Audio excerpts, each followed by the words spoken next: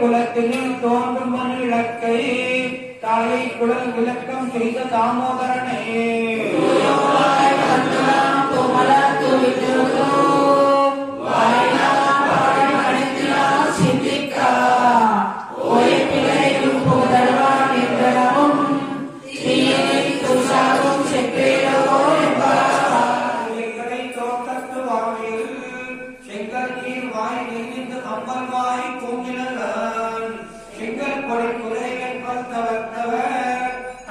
திருக்கோயில் செங்கிடுவான் போகின்றார்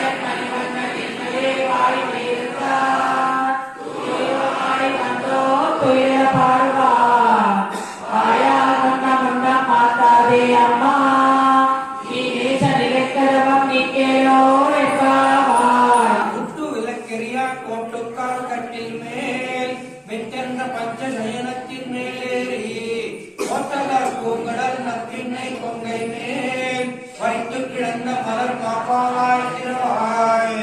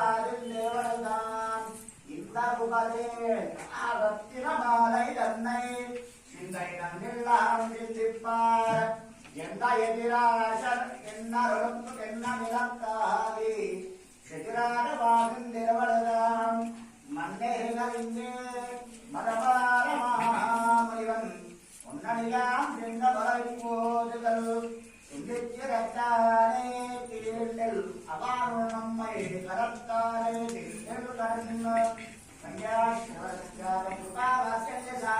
సర్వేషామగమాచార్యం శ్రీనివాసం మహాభజే. వరుణమాస ఉత్సవంలో నేడు మూడవ రోజు నేడు మూడవ పాఠశాలని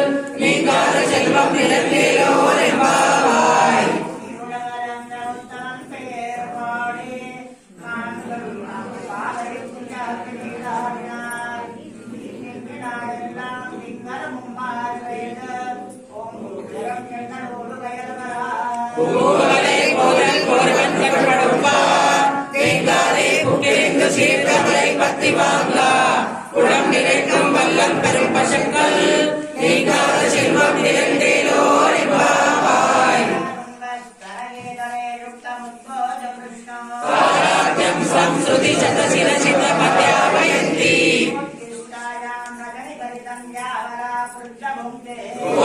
తస్యై నమైదమిదం భూయ ఏవాస్తు భూయః.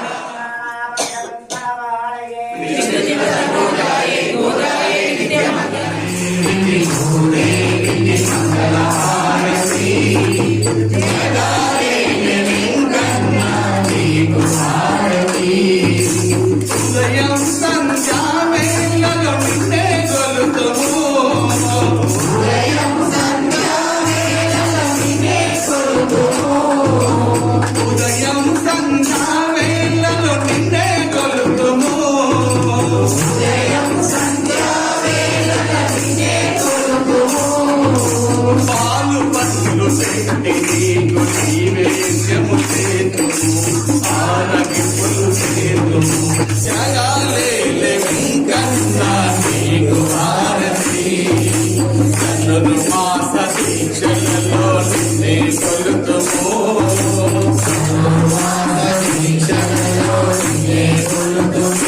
అయ్యా కన్నులు మాస దీక్షలలో నిన్నే కొలుతుము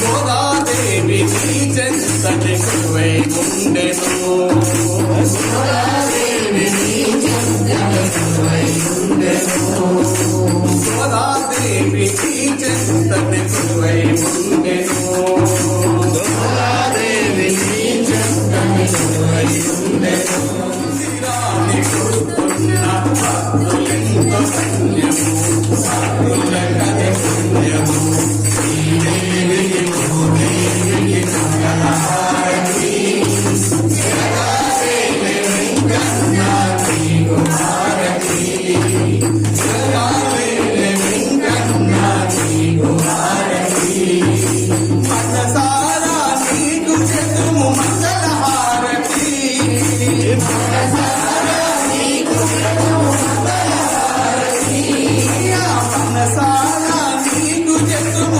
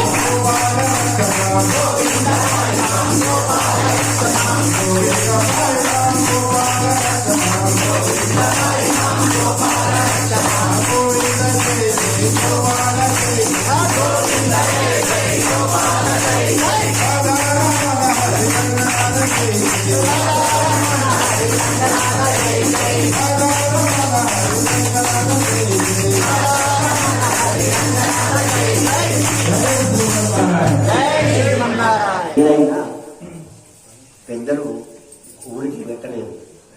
ప్రతి దాంట్లో సైంటిఫిక్ రీజన్. ఇప్పుడు సైన్స్ వచ్చింది.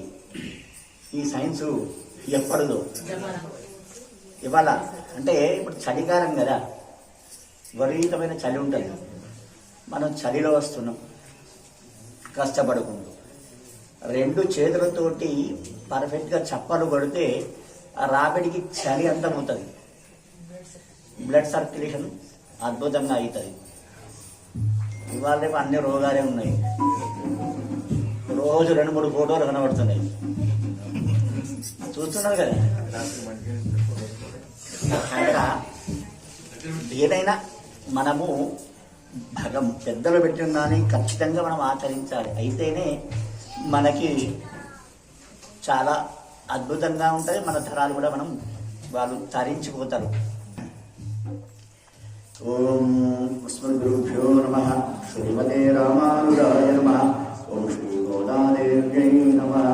ఓం శ్రీ సుదర్శనయతిరాజాయ నమః. ఓం అస్మద్గురుభ్యో నమః. శ్రీమతే రామానుజాయ నమః. ఓం శ్రీ గోదాదేవ్యై నమః. ఊంగి యులగలంద உத்தமன் பேரு பாடே நாங்கள் நம் பாவைக்கு சாத்தி நீராடினால் இங்கின்று நாடெல்லாம் திங்கள் மும்மாறி பெய்து ஓங்கு பெரும் சென்னல் ஊடு கயலுகளா ஊங்குவலை இப்போதில் பொறிவண்டு கணுபடுப்ப தேங்காதே உக்கிரிந்து சுயிர்த்த முளை பத்தி வாங்க குணம் நிறைக்கும் வள்ளல் பெரும் பசுக்கள் நீங்காத செல்வம் நிறைந்தேலோ வெம்பாவாய். ஓங்கி யுலகலந்த உத்தமன் பேரு பாடி நாங்கள் நம் பாவைக்கு சாத்தி நீராடினால் ஏங்கின்றி நாடெல்லாம் திங்கள் மும்மாறி பெய்து ஓங்கு பெரும் சென்னல் ஊடு கயலுகளா ஊங்குவலை போதில் பொறிவண்டு அணுபடுப்பான் தேங்காதே உக்கிரிந்து சீத்தமுலை பத்தி வாங்க ஆடிக் கொடுத்தால் மாலை பூமாலை உடிக் கொடுத்தாலை சொல்லு உடிக் கொடுத்தான் கொடியே சொல் பாவை ஆடியருள வல்லாம் வலையாய் ஆடினே வேங்கடவர்க்கு என்னை விதி என்ன விம்மாத்தம் நாங்கடவா அன்னமே நலகு ஆண்டாள் திவ்யா திருவடிகளே சரணம்.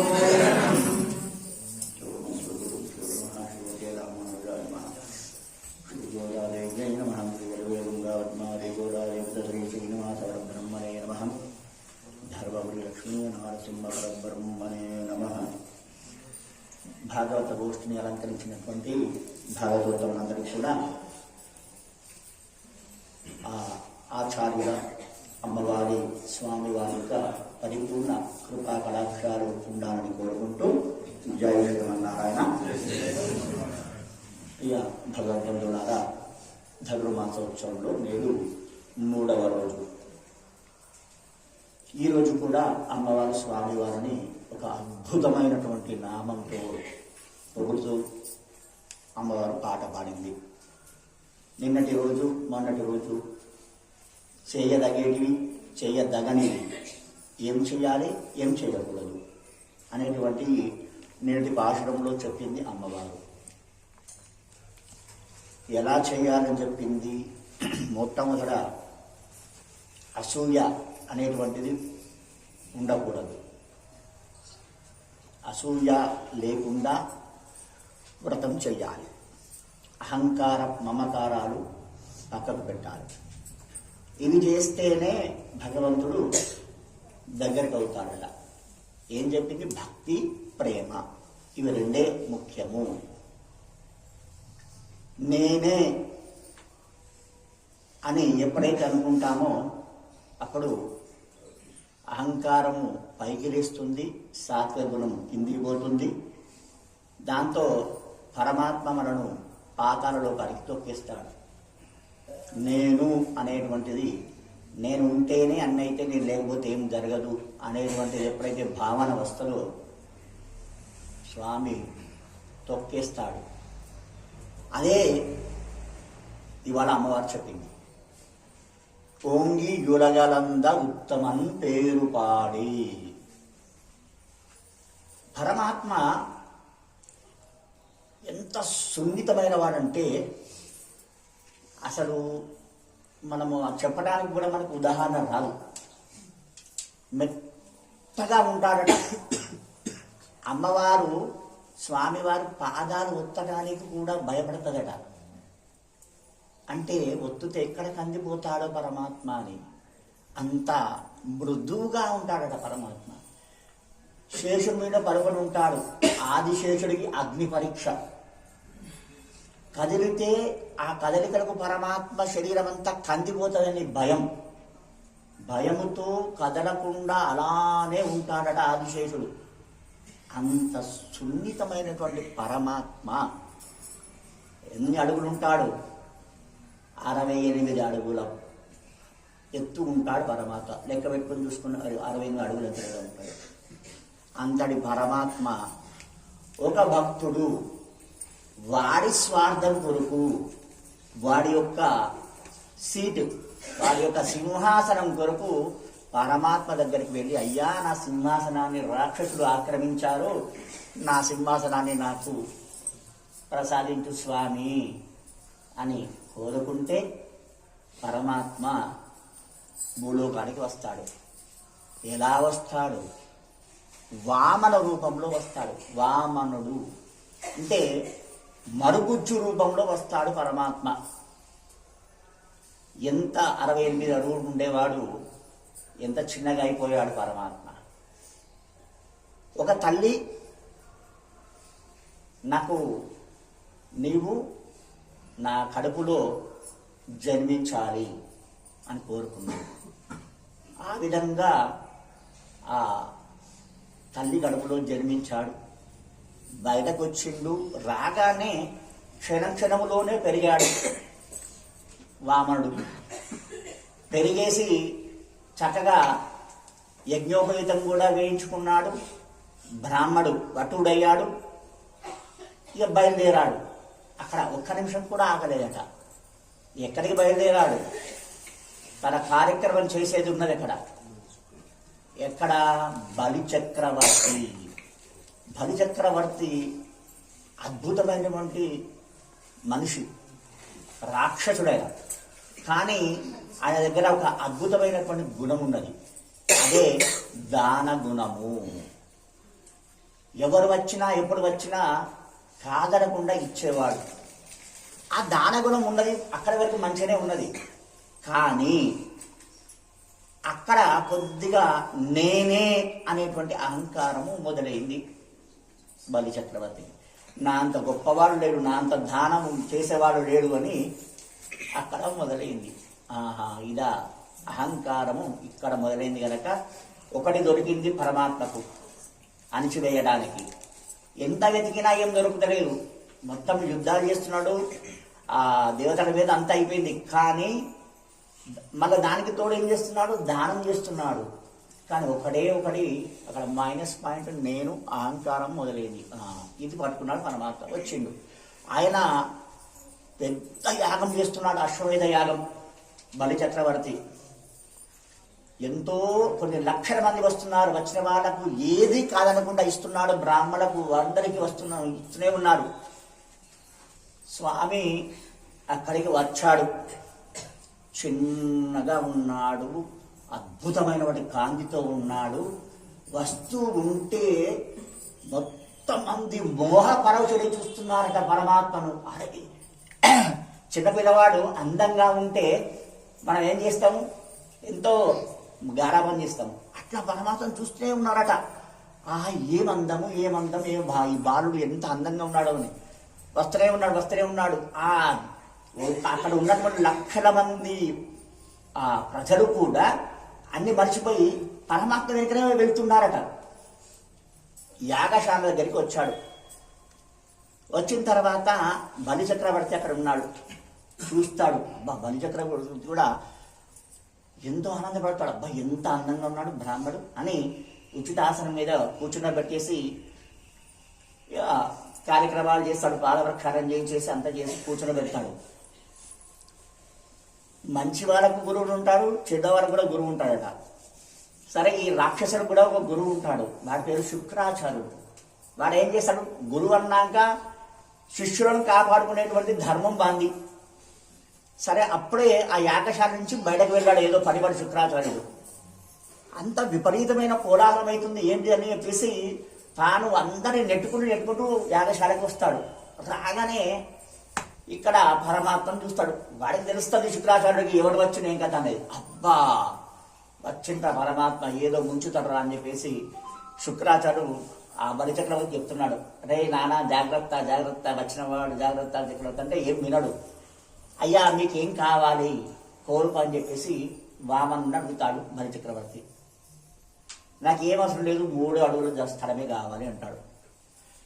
చిన్న పాదాలు 3 అడుగులు అంటే ఎంత ఉంటుంది స్వామి? అలా కాదు, నీకు ఎన్నంటే ఎన్ని రాజ్యాలంటే అన్ని రాజ్యాలు ఇస్తాను, ఏదంటే ఇస్తాను, నాకేం అవసరం లేదు, 3 అడుగులే కావాలి, 3 అడుగులే కావాలి. ఎన్నిసార్లు అడిగినా అదే చెప్తున్నాడు.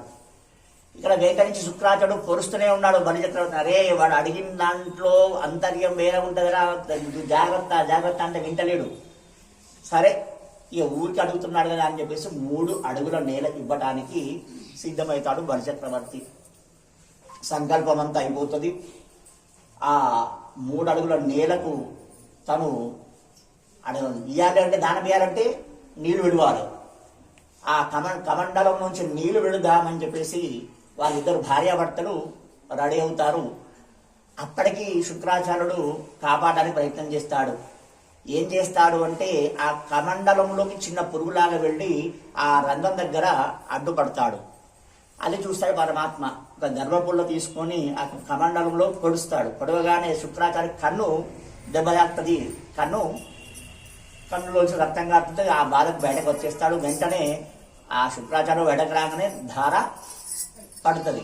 పడగానే బలిచక్రవర్తి చేతిలోంచి ఎప్పుడైతే పరమాత్మ చేతిలో పడ్డదో పరమాత్మ పెరుగును మొదలుపెట్టాడు. ఇంతింతై వటుడింతై అన్నట్టు పెరుగుతూనే ఉన్నాడు. ఎక్కడికి పెరిగాడు? ఆకాశం దాడిపోయాడు, బ్రహ్మలోకం దాడిపోయాడు. బ్రహ్మలోకంలోకి పాదం వెళ్ళిపోయింది. అప్పుడు బ్రహ్మ ఆ పాదాన్ని కడుగుతాడు. బ్రహ్మ కడిగిన పాదము. అప్పుడు బ్రహ్మ కడుగుతాడు. ఆహా ఏమి అవకాశం వచ్చింది అని బ్రహ్మ ఆ పాదాన్ని కడుగుతాడు. అంత పెరిగిన తర్వాత మొత్తం పైన ఉన్న లోకాలన్నిటినీ ఒక్క పాదంతో ఆయన ఆక్రమిస్తాడు. 2వ పాదం కింద ఉన్న లోకాలని ఆక్రమిస్తాడు. మరి 3వ పాదం ఉంది కదా, ఎట్లా అనుకుంటాడు. సరే ఇవన్నీ కూడా నీ సొత్తే స్వామి, కానీ నేను రాదు కదా, ఆ 3వ పాదము నా శిరస్సు మీద పెట్టు అంటాడు. అప్పుడు పరమాత్మ బలిచక్రవర్తి శిరస్సు మీద పెట్టేసి పాతాళలోకానికి పంపించేస్తాడు. అంటే అహంకార మమకారాలు ఉండి నేనే దానం చేస్తున్నా అనేటువంటి అహంకారం ఎప్పుడైతే వస్తుందో ఆ దానము పరమాత్మ స్వీకరించడు. బాగా జాగ్రత్త జ్ఞాపకం పెట్టుకోండి, ఇది కథ కాదు, మన కొరికే చెప్తున్నాడు. నేనే దానం చేస్తున్నా, నా దగ్గర మస్తు పైసా ఉన్నది, నేనే దానం చేస్తున్నా అని ఎప్పుడైతే అనుకుంటావో అది అక్కడికే పోతుంది. అది బాగా జ్ఞాపకం పెట్టుకోవాలి. నేను దానం చేస్తలేను, నా లోపల ఉన్నట్టు పరమాత్మ చేయిస్తున్నాడు, ఇదంతా పరమాత్మ సొత్తు అని ఎప్పుడైతే అనుకుంటాడో వాడు అభివృద్ధిలోకి వస్తాడు. బాగా జ్ఞాపకం పెట్టుకోండి, పరమాత్మ సొత్తు, ఇదే పరమాత్మ సొత్తు, ఈ శరీరం అనేది పరమాత్మ సొత్తు. ఈ పరమాత్మ నాతోటి చేయించుకుంటున్నాడు, నాతోనే సంపాదించుకుంటున్నాడు, నాతోనే తనకు ఖర్చు చేపిస్తున్నాడు అని చెప్పేసి అనే భావంలో ఉండాలి. నాది అని ఎప్పుడు రావద్దు, అంతా భగవంతుడే అని ఎవడైతే అనుకుంటాడో వాడు ఎక్కడ కూడా వెనుకకు రాడట. అలా బలిచక్రవర్తిని తొక్కేసిన తర్వాత కానీ దానం చేశాడు కదా, అదొకటి ఉన్నది కదా. మరి పరమాత్మ ఏది ఉంచుకోడండి, మీరు వచ్చి 10 రూపాయలు దానం చేస్తే దానికి 100 రేట్లు ఇస్తాడు పరమాత్మ. ఆయన రుణం అనేటువంటిదే అనకుండదు, వెంటనే తీసేస్తాడు. సరే మరి ఇన్ని 3 అడుగులు నేల ఇచ్చాడు, మొత్తం ఇచ్చాడు కదా, మరి ఆయనకి రుణం ఇచ్చేయాలి కదా. ఏం చేస్తాడు? పాతాళ లోకానికి రాజును చేసి చక్రవర్తిని చేసి ఆ లోకానికి ఈయన రక్షకగా ఉంటాడు, కాపలాదారుడుగా ఉంటాడు. పరమాత్మ కాపలాదారుడుగా ఉంటాడు. ఏందయ్యా పరమాత్మ ఎక్కడ ఉండేవాడు, ఏమి కథ? ఆయన ఒక రాక్షసుడికి కాపలాదారుగా ఉంటున్నాడు. అంత వాత్సల్యం కలవాడు పరమాత్మ. మరి ఇంత వాత్సల్యం ఎప్పుడు చూపిస్తాడు? భక్తి ప్రేమ ఉంటేనే చూపిస్తాడు. ఇవి రెండే ఉండాలి, మిగతా ఏమున్నా కానీ పరమాత్మ చూపించడు. భక్తి ప్రేమ. కృష్ణలీలల్లో యశోద ఎన్నోసార్లు అనుభవించింది. భాగవతం చెప్పినప్పుడు వినాలండి, వింటే ఆ లీలల్లో మనం ఏం కావాలనేటువంటిది అక్కడ మనం గ్రహించవచ్చు. ఆ విధంగా ఆ అమ్మవారు ఈరోజు 3వ రోజు ఓం యులగరంద ఉత్తమన్ పేరు పాడి అంటే ఇంటింతై వటుడింతై పెరుగుతున్న ఆ వామన చక్రవర్తిని పొగుడుతూ ఇవాళ పాట పాడింది. మనమందరం కూడా ఆ వామనమూర్తిని అందరం కూడా పాట పాడుకున్నాము. ఆ వామనమూర్తి అవతారంలో ఉన్నటువంటి ఆ విశేషాలు మనము గ్రహించాలి. మంచి ఏమున్నదలా ఏం కావాలి అనేటువంటిది మనం గ్రహించాలి. కనుక అహంకార మమకారాలు పక్కకు పెట్టండి, అసూయను పక్కకు పెట్టండి, నాది అనేటువంటిది పక్కకు పెట్టి మీరు ఏ పని చేసినా ఆ పనిలో మంచి ఫలితం ఉంటుంది. ఇది అమ్మవారు మనకు జ్ఞానము ప్రసాదించింది. ఈ ఎంతమంది తీసుకుంటారో అంతమందికి అమ్మవారి కృప దొరుకుతుంది. జై శ్రీమన్నారాయణ, జై జై శ్రీమన్నారాయణ. పరం విష్ణు నవర్తత, పరం విష్ణు నవర్తత. జై శ్రీమన్నారాయణ, జై జై శ్రీమన్నారాయణ.